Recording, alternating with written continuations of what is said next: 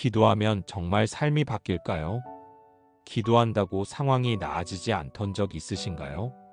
오늘은 성경 속 인물 사인의 기도 이야기를 통해 하나님이 어떻게 응답하시고 그들의 삶을 바꾸셨는지 함께 나눠보려 합니다.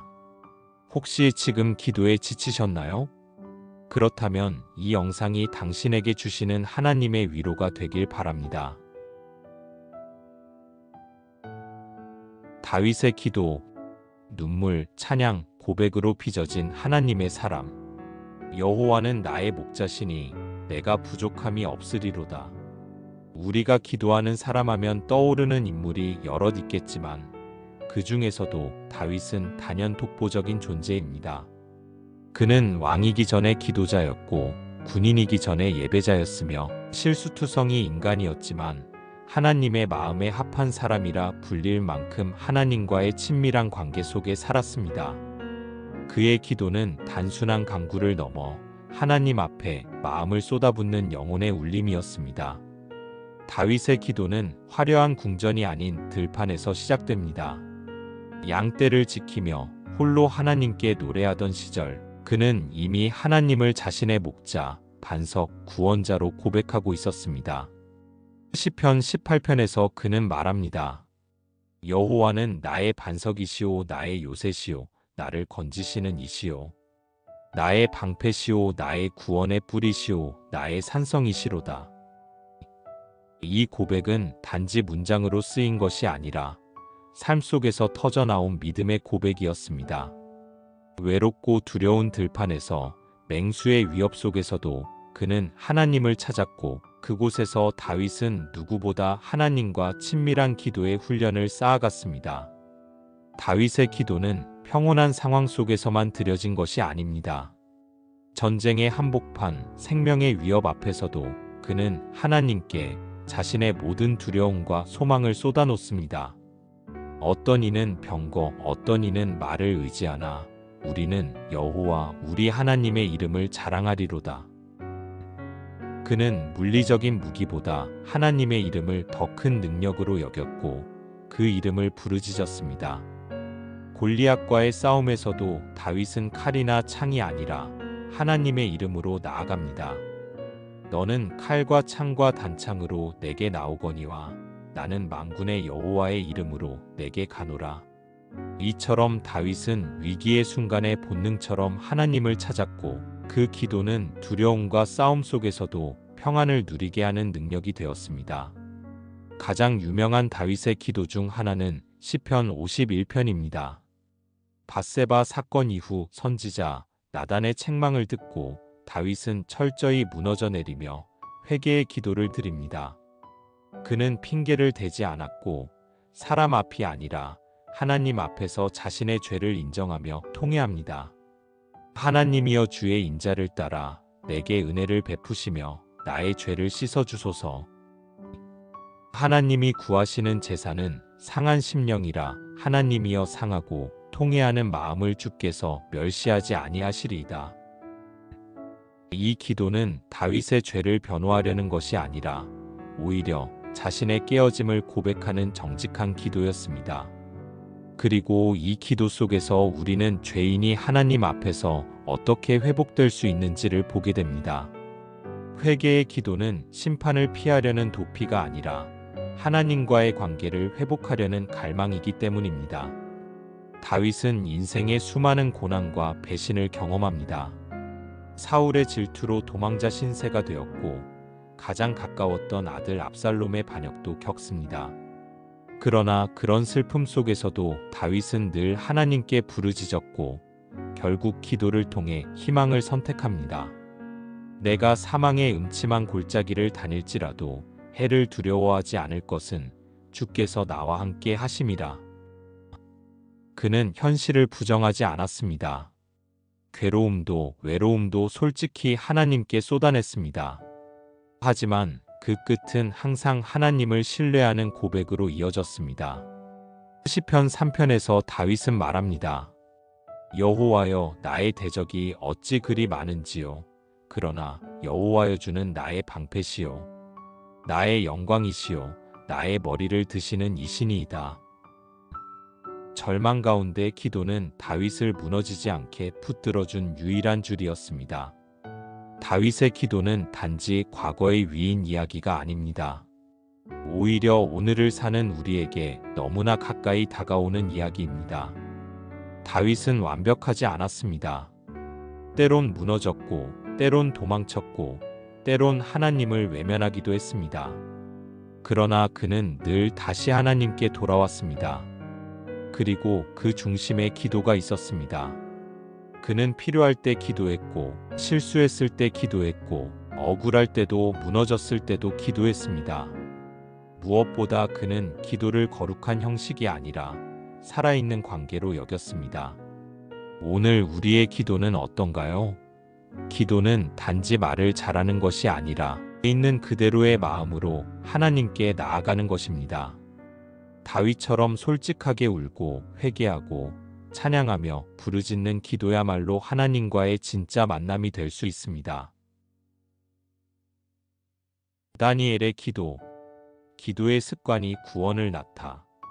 다니엘은 유다 왕국이 바벨론에 의해 멸망당하고 포로로 끌려갔을 때 바벨론 왕 느부갓네살에게 바쳐진 지혜롭고 준수한 유대 청년들 중 한 사람이었습니다. 그는 어린 나이임에도 불구하고 철저하게 하나님을 경외하며 이방 땅에서조차 율법을 지키기 위해 뜻을 정한 인물이었습니다. 다니엘은 뜻을 정하여 왕의 음식과 그의 마시는 포도주로 자기를 더럽히지 아니하리라. 그는 기도로 삶을 이끌었던 대표적 인물이며 바벨론과 페르시아 두 제국을 거치며 총리의 자리까지 오르며 하나님 앞에서 정직하게 살았습니다. 다니엘 6장은 그가 다리오 왕 아래에서 총리직에 있던 시기의 사건을 다룹니다. 다니엘은 지혜와 정직함으로 왕에게 크게 인정받았으나 다른 고관들의 시기와 질투를 샀습니다. 결국 그들은 다니엘을 함정에 빠뜨리기 위해 법을 조작합니다. 왕이여, 누구든지 왕 외에 어떤 신이나 사람에게 무엇을 구하면 사자 굴에 던져 넣기로 하지 아니하였나이까? 이 조서가 내려졌을 때 다니엘은 어땠을까요? 다니엘이 이 조서에 왕의 도장이 찍힌 것을 알고도 자기 집에 돌아가서 하루 3번씩 무릎을 꿇고 기도하며 그의 하나님께 감사하였더라. 죽음을 각오하고도 기도를 멈추지 않았습니다. 이것은 평소의 습관에서 나온 태도였습니다. 위기 앞에서 갑작스러운 결단이 아니라 꾸준한 기도의 삶이 위기의 순간에도 담대하게 설 수 있게 만든 것입니다. 결국 다니엘은 조서에 따라 사자 굴에 던져집니다. 그를 아꼈던 다리오 왕도 어찌할 수 없었고 그를 살리기 위해 금식하며 밤새 걱정합니다. 다음 날 아침 다리오 왕은 굴로 달려가 외칩니다. 살아계시는 하나님의 종 다니엘아, 내가 항상 섬기는 내 하나님이 사자들에게서 너를 구원하셨느냐? 놀랍게도 다니엘은 무사히 살아있었습니다. 나의 하나님이 이미 그의 천사를 보내사 사자들의 입을 봉하셨으므로 사자들이 나를 상해하지 못하였사오니 이 사건은 단순히 한 사람의 기적을 넘어서 이방 제국 속에서도 하나님의 능력이 드러나는 역사적인 사건이었습니다. 다니엘은 개인의 구원만을 위한 기도를 한 사람이 아닙니다. 그는 이스라엘 민족의 회복을 위해 금식하며 간절히 기도했습니다. 특히 다니엘 9장은 포로 생활 70년이 끝나감을 깨닫고 민족의 죄를 자복하며 드린 중보기도로 유명합니다. 우리는 이미 범죄하였고 악을 행하였으며 우리 하나님 여호와께 반역하였으며 그는 하나님의 자비를 의지하며 기도합니다. 주여 들으소서, 주여 용서하소서, 주여 귀를 기울이시고 행하소서, 나의 하나님이여 지체하지 마옵소서. 이 기도는 하나님의 응답을 받았을 뿐 아니라 하늘의 비밀을 밝히는 가브리엘 천사의 방문과 함께 종말에 대한 예언이 주어지는 깊은 영적 응답으로 이어집니다. 다니엘의 기도는 우리에게 다음과 같은 중요한 영적 교훈을 줍니다. 위기 앞에서도 흔들리지 않은 기도는 하루아침에 이루어진 게 아니라 하루 3번 꾸준히 기도하던 삶의 습관에서 비롯된 것이었습니다. 죽음을 앞두고도 기도를 포기하지 않았던 다니엘처럼 기도는 외부 환경이 아닌 내부의 신실함에서 출발합니다. 그는 기도할 때마다 창문을 열고 예루살렘을 향해 기도했습니다. 이것은 하나님께서 반드시 응답하실 것이라는 확신에서 비롯된 행동입니다. 다니엘은 자신만을 위해 기도하지 않고 민족의 죄를 대신 자복하며 하나님의 긍휼을 구했습니다. 진정한 중보자는 자신이 죄를 짓지 않았더라도 민족의 죄를 자기 일처럼 안고 기도합니다.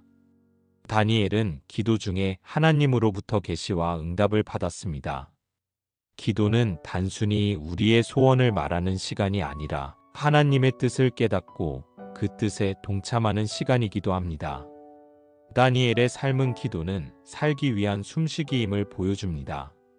그는 어떤 위기에서도 기도를 선택했고 하나님은 언제나 그 기도에 응답하셨습니다.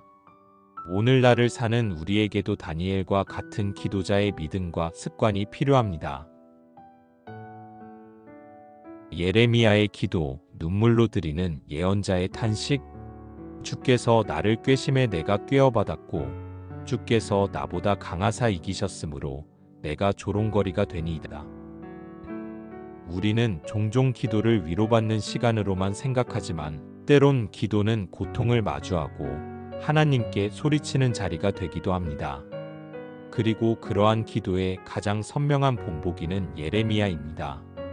그는 하나님의 말씀을 전하면서도 끝없이 고통받았고 외면당했고 심지어 자신의 삶조차 저주하고 싶을 만큼 절망에 빠진 인물입니다.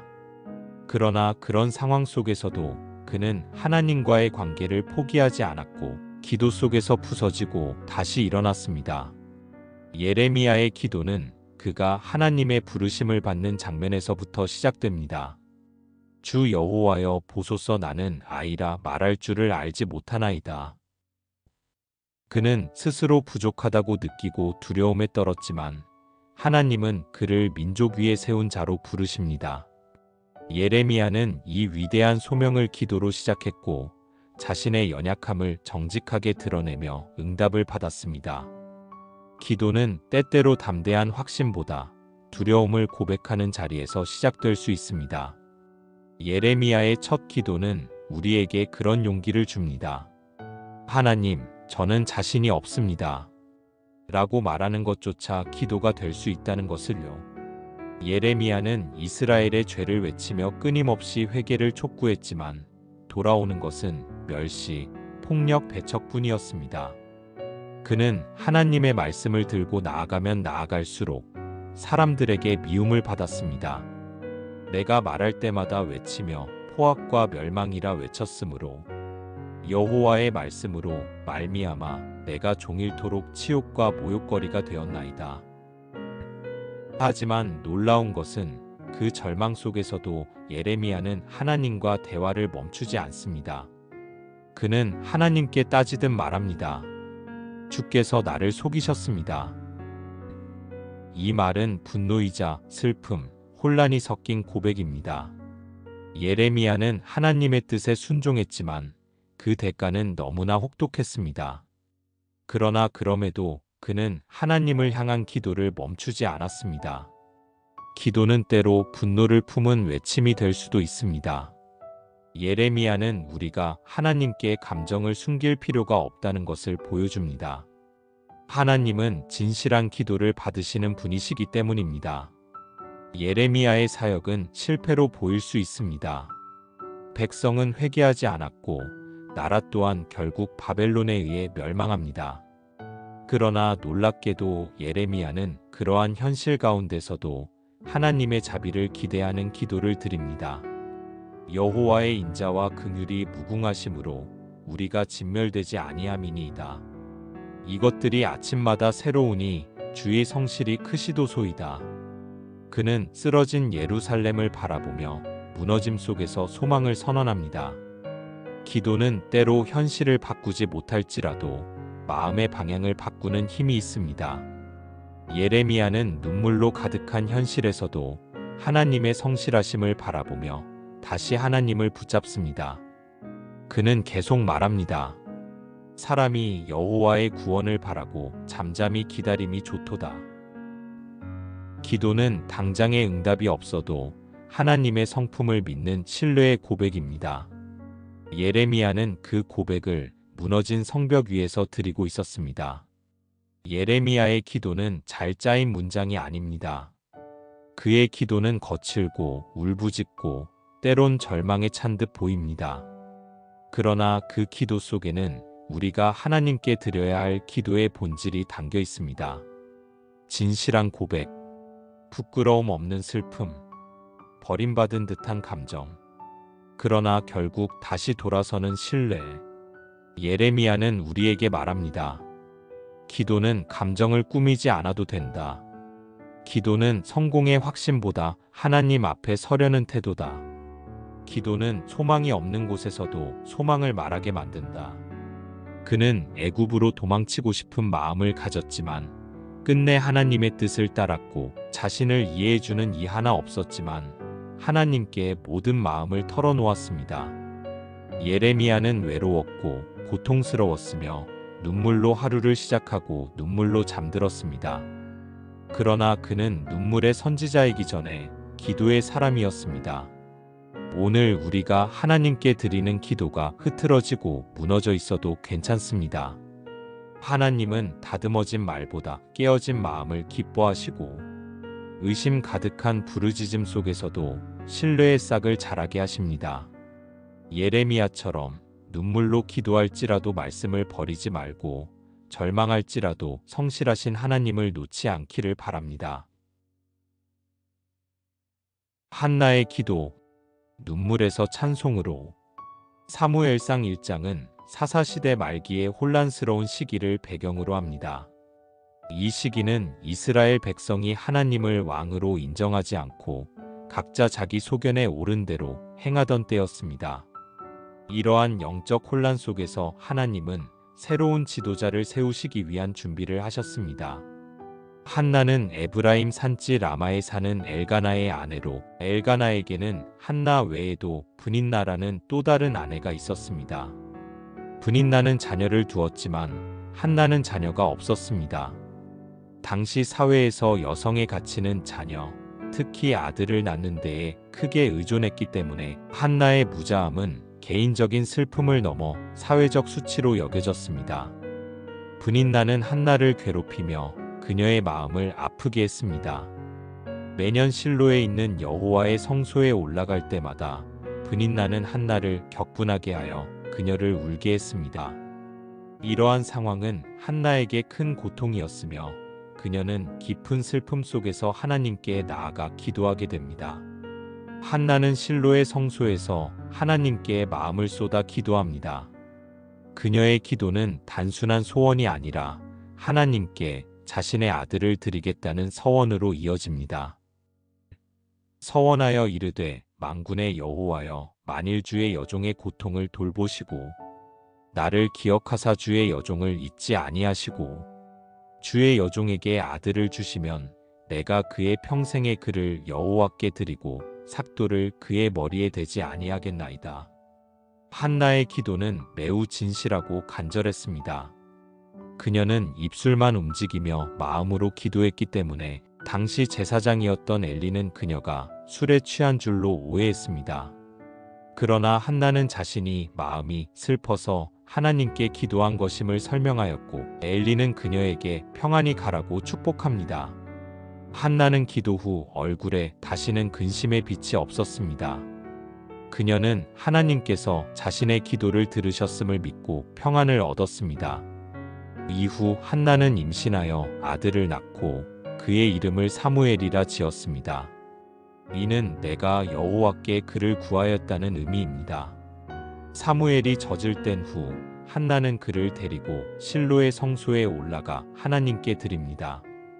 그녀는 자신의 서원을 지키며 사무엘을 여호와께 드려 그의 평생을 하나님께 바칩니다. 이 아이를 위하여 내가 기도하였더니 여호와께서 나의 구하는 바를 허락하신지라. 그러므로 나도 그를 여호와께 드리되 그의 평생을 여호와께 드리나이다 하고 그가 거기서 여호와께 경배하니라. 한나는 아들을 하나님께 드린 후 감사와 찬양의 기도를 드립니다. 이 기도는 사무엘상 2장에 기록되어 있으며 하나님의 주권과 공의 그리고 겸손한 자를 높이시는 하나님의 성품을 찬양합니다. 여호와는 죽이기도 하시고 살리기도 하시며 수올에 내리기도 하시고 거기에서 올리기도 하시는도다. 한나의 기도는 단순한 감사의 표현을 넘어 하나님의 전능하심과 주권을 인정하는 신앙의 고백입니다. 한나의 이야기를 통해 우리는 다음과 같은 교훈을 얻을 수 있습니다. 간절한 기도는 하나님의 마음을 움직입니다. 한나는 자신의 고통을 하나님께 아뢰며 진실된 마음으로 기도했습니다. 서원은 신중하게 해야 하며 지켜야 합니다. 한나는 아들을 하나님께 드리겠다는 서원을 지켰습니다. 하나님은 겸손한 자를 높이시고 그의 뜻을 이루십니다. 한나의 아들 사무엘은 이스라엘의 위대한 선지자이자 사사로서 하나님의 뜻을 이루는 도구가 되었습니다. 기도는 우리의 마음을 하나님께 맡기는 행위입니다. 한나는 기도 후 근심을 내려놓고 평안을 얻었습니다. 한나의 이야기는 오늘날 우리에게도 큰 위로와 도전을 줍니다. 우리가 어떤 고통과 어려움 속에 있더라도 하나님께 나아가 간절히 기도할 때 하나님은 우리의 기도를 들으시고 응답하십니다. 이 네 사람은 각기 다른 시기와 상황에서 기도했지만 공통점이 있습니다. 그들은 모두 하나님 외에 소망이 없음을 고백했던 사람들입니다. 눈물로, 죄책감으로, 민족의 아픔으로, 개인의 고통으로 그들은 각자의 자리에서 기도했고 하나님은 그들의 낮아짐을 응답으로 높이셨습니다. 우리도 이들의 기도처럼 눈물은 헛되지 않고 침묵은 무시되지 않으며 상한 마음은 반드시 하나님 앞에서 새로워진다는 것을 잊지 않기를 바랍니다. 기도는 하나님과의 가장 깊은 대화이며 가장 큰 변화의 시작입니다.